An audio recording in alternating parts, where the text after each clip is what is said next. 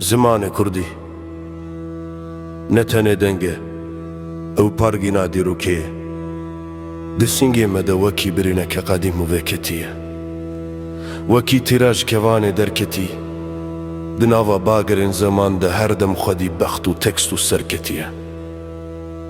Her herfek stûneke ji pola ye, di bin berfa geran de agirê serê çiyayan û hêza me ya veşartiye. Ezim parêzvanê peyvên ku wekî xensar, di devê niyar de dibin cehr û di dilê me de dibin şerbeteke bijartiye. Peyvê min ne tenê axaftinin, ew nîşana hebûnê ne, di qeda mêrantiyê de wekî zinarê biniyê nehejartiye. Zimanê me esle, fasle, nasle, li ser her serî mîratê, xelatê û sertextiye. Zaman,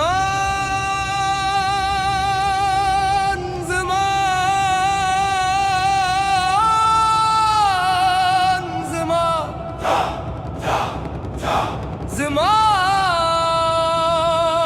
zaman,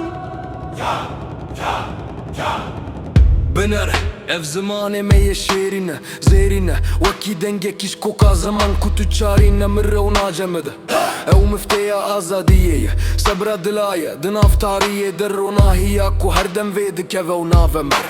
Zimanê me zinare, bajare, bahare, ku me ji axê ji xwînê ye ji şerefê ye ku tu çarîna firoşe û nakire. Her gutinek, fermane, siltane, mircane, di kesrê rûmetê de her dem serjîne û nabetire.